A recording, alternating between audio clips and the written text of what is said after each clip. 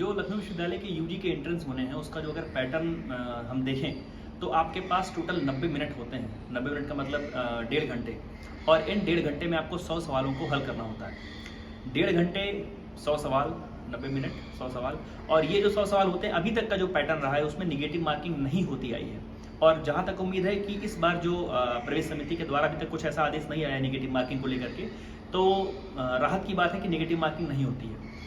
तो अगर हम बात करें एलएलबी 5 इयर्स कोर्स के एंट्रेंस के सिलेबस को लेकर के, तो ऐसा कुछ सिलेबस विश्वविद्यालय ने डिक्लेयर नहीं किया है, लेकिन ये मानकर चलिए कि जो हाई स्कूल और इंटरमीडिएट की जो आपकी पढ़ाई है, जिसमें आप जो साइंस है, जो आपका मैथ्स है, जो वोकैबुलरी का पोर्शन है, जो इंग्लिश हिंदी का थोड़ा सा पोर्शन है, उसकी जो ग्रामर है और थोड़ा सा लीगल अवेयरनेस, इन सारी चीज़ों को कंपाइल कर दिया जाए, इन सारी चीज़ों को अगर इकट्ठा कर दिया जाए तो वहाँ से सवाल बनते हैं।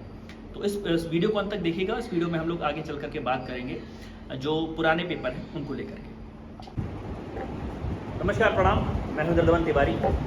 एक बार पुनः आप सभी का स्वागत है अधिवक्ता महोदय में। आज के इस वीडियो में मैं बात करने वाला हूं लखनऊ विश्वविद्यालय एलएलबी 5 इयर्स कोर्स में जो प्रीवियस ईयर क्वेश्चंस हैं, जो पिछले वाले एंट्रेंस में सवाल पूछे गए हैं उनके बारे में। क्योंकि लखनऊ विश्वविद्यालय में जो एंट्रेंस होते हैं, एग्जाम्स होते हैं, उनके बाद जो आपका क्वेश्चन बुकलेट है उसको सबमिट करा लिया जाता है।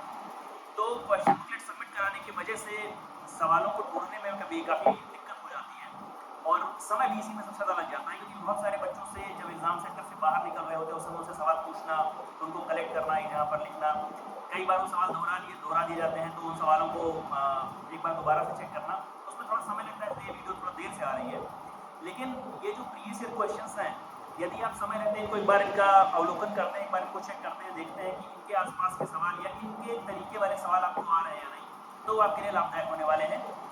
तो जो भी इंटीग्रेटेड 5 इयर्स कोर्स के लिए लखनऊ विश्वविद्यालय में एप्लीकेंट हैं, जिन भी लोगों ने इसके लिए आवेदन किया है, उन सभी के लिए ये वीडियो बहुत ही इंपॉर्टेंट होने वाली है। तो आप सभी ये सवाल ध्यान से देखें। जो सवाल आपका आया था कि who has won Jnanpith award recently, हाल ही में किसने ज्ञानपीठ पुरस्कार जीता है। सवाल आया था कि सुरेश तेंदुलकर समिति अर्थव्यवस्था के किस क्षेत्र से संबंधित है।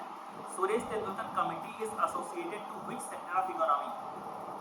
तीसरा सवाल, national mathematics day it's celebrated in the memory of which personality. राष्ट्रीय गणित दिवस जो है वो किसकी स्मृति में मनाया जाता है। अगला सवाल था कि most prosperous region of India in biodiversity is. जैव विविधता के दृष्टिकोण से भारत का सबसे धनी क्षेत्र कौन सा है। अगला सवाल था कि India had shifted his embassy from Ukraine to which country temporarily. भारत ने अपना जो दूतावास है उसको यूक्रेन से किस देश में अस्थायी रूप से स्थानांतरित कर दिया है। तो ये शुरुआती 5 सवाल ये है कि पहला सवाल देखिए आपको एक पुरस्कार से रिलेटेड है। दूसरा सवाल आपका एक किसी व्यक्ति से रिलेटेड है जिसके स्मृति में, जिसकी याद में कोई एक बड़ा दिन मनाया जाता है। एक कमेटी से रिलेटेड सवाल है, जो इकोनॉमी की एक महत्वपूर्ण कमेटी है उससे रिलेटेड सवाल है। एक इंडिया की जो फॉरेन पॉलिसी कह लीजिए, या कह लीजिए कि इंडिया का जो फॉरेन मसला है उसके बारे में एक सवाल है, और एक सवाल आपका भूगोल से। तो इस प्रकार के सवाल आपसे पूछे गए। अगला सवाल अगर हम बात करें तो which country has been suspended from human right council recently. Human right council से कौन सी कंट्री को उस समय सस्पेंड किया गया था। मीन्स आपका एक सवाल ये यूएन से रिलेटेड है। अगला सवाल था कि who has been declared as the richest person of India and Asia. भारत में और एशिया में जो सर्वाधिक सबसे धनी व्यक्ति किसको घोषित किया गया है, ये उस समय का सवाल था। अगला सवाल था कि R Praggnanandhaa is related to which game. R Praggnanandhaa किस गेम से रिलेटेड है, बेसबॉल, चेस, वॉलीबॉल या कैरम से। कई बार ऐसे जो गुमनाम टाइप के खेल हैं, मतलब मैं गुमनाम कहकर उनका अपमान नहीं कर रहा हूँ, लेकिन मैं जरूर कह रहा हूँ कि जिन खेलों में आप ज़्यादा रुचि नहीं लेते हैं, लेकिन वो बहुत ही महत्वपूर्ण प्रतियोगिताओं में कहीं पर कुछ इनाम पदक जीते हुए लोग होते हैं, उनका नाम याद रखने की आवश्यकता है। सवाल था green freight corridor 2 seen in the news recently is located in which state. जो ग्रीन फ्रेट कॉरिडोर 2 है वो जो चर्चा में था उस समय वो किस राज्य में स्थित था है। अगला सवाल था कि who is the captain of royal Challengers Bangalore. RCB के जो कप्तान है आईपीएल में वो कौन थे।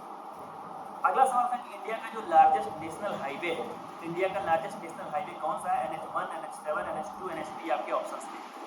अगला सवाल है कि the Kumbh festival is celebrated in which city of India. जो कुंभ का मेला है उसको भारत के किस शहर में मनाया जाता है।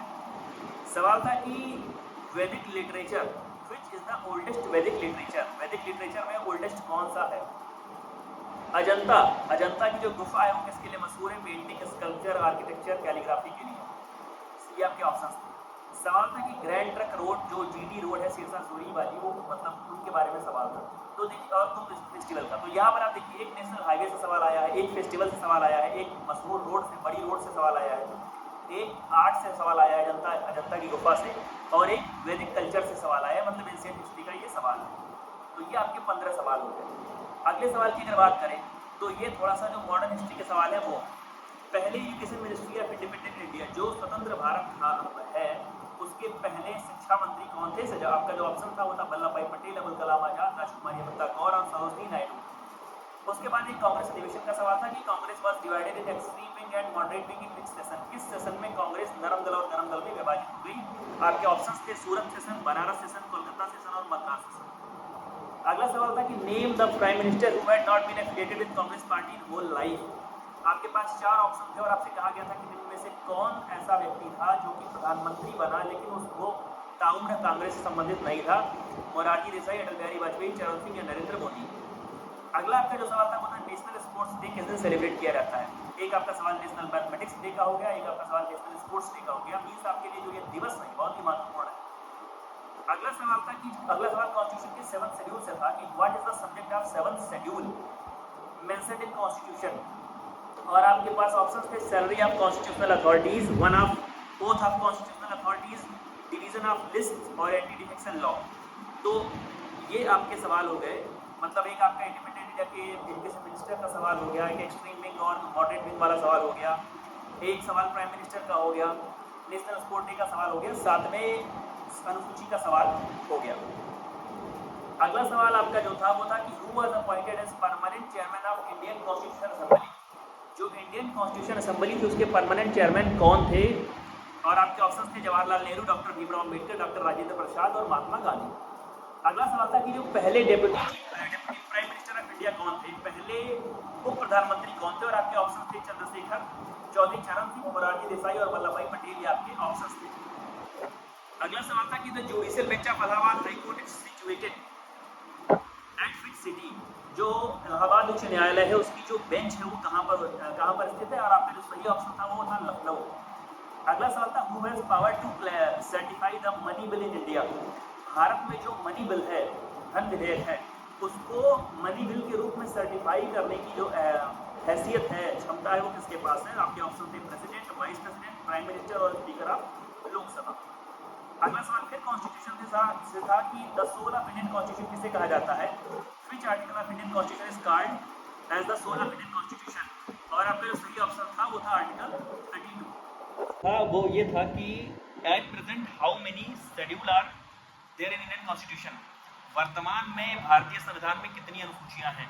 अब यहाँ पर जो बात पूछी गई है आपसे वर्तमान में, कई बार ये सवाल आपसे पूछा जाता है कि जिस समय संविधान बनाया गया था उस समय कितनी अनुसूची थी, और लेकिन ये जो आपका यहाँ सवाल था ये था कि वर्तमान में। तो जब बनाया गया था उस समय कितनी अनुसूची थी और वर्तमान में कितनी अनुसूची हो सकता है उसमें अंतर है, तो आप उस अंतर को ध्यान से पढ़ करके आइए। अगला सवाल था कि which mirror is seat next to car driver?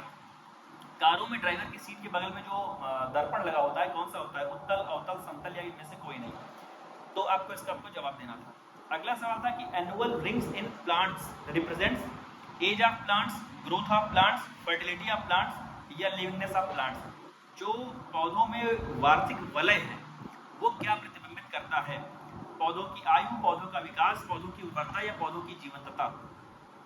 अगला सवाल था कि the second largest gland in human body is pancreas, liver, pituitary gland या थाइमस ग्लैंड? मानव शरीर की जो दूसरी सबसे बड़ी ग्रंथि है वो कौन सी है? अग्नाशय, यकृत, पीयूष ग्रंथि या थाइमस ग्रंथि? तीसरा सवाल आपका जो अगला सवाल है वो था कि the blue colour of sky is due to? आकाश में जो नीला रंग है वो नीला रंग किस कारण से प्रतीत होता है? प्रकाश के परावर्तन के कारण, प्रकाश के प्रकीर्णन के कारण, प्रकाश के अपवर्तन के कारण या स्वाभाविक कारणों से? मीन्स की रिफ्लेक्शन ऑफ लाइट के वजह से, स्कैटरिंग ऑफ लाइट की वजह से, रिफ्रैक्शन ऑफ लाइट की वजह से, या it is due to nature? जो ब्लू कलर ऑफ स्काई है वो किस वजह से होता है? अगला सवाल था कि how much blood pressure of normal human being is? तो जो आपका किसी भी सामान्य व्यक्ति का जो सामान्य ब्लड प्रेशर है, जो उसका रक्तदाब होता है, कितना होता है? 80 120, 120 80, 120 100, 100 120। ये आपके ऑप्शंस थे। अगला सवाल आपका जो था वो था कि what is the chemical name of the baking powder, sodium carbonate, sodium bicarbonate, sodium sulphate या सोडियम क्लोराइड। जो बेकिंग पाउडर का रासायनिक नाम है वो क्या होता है। अगला सवाल था कि pituitary gland is located at which part of body. जो पिट्यूटरी ग्लैंड है, जो पिट्यूटरी ग्रंथि है, वो शरीर के किस भाग में स्थित होती है। और आपके ऑप्शन थे हार्ट, लंग्स, ब्रेन या किडनी, कहाँ पे होती है। पिट्यूटरी ग्लैंड का जो जिक्र है 2 बार इस पेपर में हो चुका है।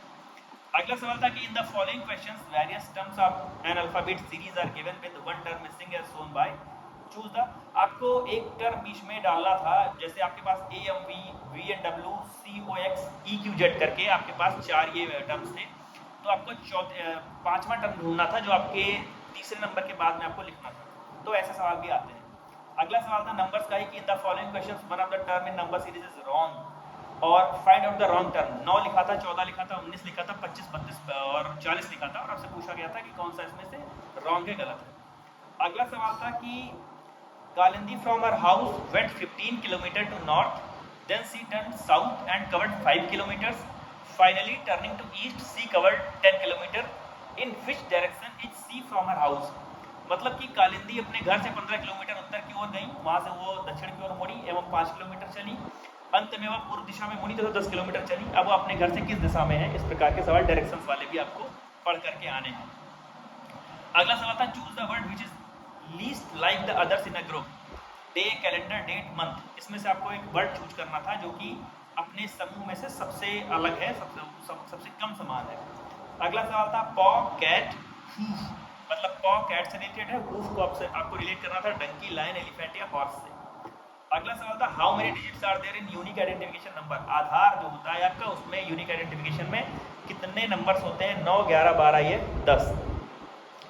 वंदे मातरम स्लोगन जो है वो कहाँ से अडॉप्ट किया गया था, किस मूवमेंट से वो निकला था। और आपके ऑप्शन थे non cooperation movement, civil disobedience movement, Swadeshi movement और क्विट इंडिया मूवमेंट। ये आपका वंदे मातरम का स्लोगन को लेकर के रिलेटेड सवाल था। अगला सवाल था the Sahara desert is situated in. Sahara desert जो है वो कहाँ पर स्थित है, South Africa, North Africa, Europe या एशिया। आपको सही जवाब देना था। अगला सवाल था लक्षद्वीप आइसलैंड्स जो है उस कहाँ पे सिचुएटेड हैं। और आपके जो ऑप्शंस थे वो थे Indian Ocean, Arabian Sea, Bay of Bengal या अटलांटिक ओशियन। लक्षद्वीप समूह जो है कहाँ पर स्थित है, हिंद महासागर में, अरब महासागर में, बंगाल की खाड़ी में, अटलांटिक महासागर में। अगला सवाल था which of the following countries not included in BRICS. BRICS को लेकर के सवाल था। तो ब्रिक्स में कौन सी कंट्री इंक्लूडेड नहीं है, ब्राजील, रशिया, इंडिया या कनाडा। 4 आपके ऑप्शन थे, इनमें से आपको तय करना था कि कौन सा ब्रिक्स में शामिल नहीं है। अगला सवाल था कि यूनाइटेड नेशंस में कितने मेंबर स्टेट हैं, 192, 193, 194, 195। इसमें आपको सही चीज टिक करनी थी। अगला सवाल था which of the following country is not a member of gulf cooperation council. Gulf cooperation council का कौन सा एक देश जो सदस्य नहीं है, ईरान, ओमान, सऊदी अरेबिया या कुवैत। इसमें आपको सही जवाब देना था। अगला सवाल था कि न्यू डेवलपमेंट बैंक का जो हेडक्वार्टर है वो कहाँ पर है। और आपके ऑप्शन थे टोक्यो, न्यू दिल्ली, शंघाई या मॉस्को। अगला सवाल था कि which of the following agency of United Nations has won the Nobel Peace Prize. Nobel Peace Prize पाने वाली यूनाइटेड नेशंस की कौन सी एजेंसी है। और आपके ऑप्शन थे यूएनडीपी, यूनिसेफ, डब्ल्यूएचओ या यूएनएचसीआर। अगला सवाल आपका जो 48वां सवाल था वो था which of the following is not the official language of United Nations. United Nations का कौन सा इनमें से ऑफिशियल लैंग्वेज नहीं है। और आपके ऑप्शन थे जर्मन, अरेबिक, रसियन और स्पेनिश। अगला सवाल था कि in which of the following year Ganga action plan was launched. और गंगा एक्शन प्लान जो लॉन्च हुआ था उसके लिए आपके ऑप्शन थे 1980, 1982, 1984 और 1985। 50वां सवाल था कि Nobel prize in literature for the year 2021 is given to Abdulrazak Gurnah, V S Naipaul, Louise Gluck, Peter Handke. तो ये आपके ये पहला पार्ट है आपके एलएलबी 5 ईयर्स कोर्स के लोगों के लिए, जिसमें मैंने आपको 50 सवाल बताए। ये 50 सवाल आपसे पिछले वर्ष में सवाल पूछे गए थे। और ये जो संकलन है इसको जो इकट्ठा किया गया है, बहुत सारे बच्चों से पूछ करके इनको इकट्ठा करने का प्रयास किया गया है। इन 50 सवाल में मैं नहीं कह रहा हूँ कि आपको यही सवाल पढ़ करके आने हैं, लेकिन आपको इन सवालों की टेंडेंसी देखनी है। जैसे आपको नोबेल पुरस्कार का सवाल पूछा गया, पिट्यूटरी ग्लैंड का सवाल पूछा गया, और आपको ग्लोब को लेकर के सवाल पूछा गया, सरकार की बड़ी फ्लैगशिप स्कीम्स को लेकर के सवाल पूछा गया, वंदे मातरम के स्लोगन को लेकर के सवाल पूछा गया, कांग्रेस के अधिवेशन को लेकर के सवाल पूछा गया। तो कुल मिलाकर के आप ये समझ सकते हैं कि कांग्रेस के अधिवेशन से सवाल आने की दोबारा उम्मीद है। गंगा एक्शन प्लान जैसी किसी बड़ी जो बहुउद्देशीय परियोजना है उसको लेकर के आपको सवाल पूछे जाने की उम्मीद है। तो ढेर सारी शुभकामनाएं। इन सवालों को एक बार रिवीजन करिएगा और जो शेष बचे 50 सवाल हैं उनको लेकर के मैं अगले वीडियो में जल्दी उपस्थित हो जाऊंगा। इस वीडियो का पार्ट 2 आपके पास बहुत ही जल्दी मुहैया करा दिया जाएगा। तब तक जुड़े रहिए हमारे साथ। धन्यवाद, प्रणाम।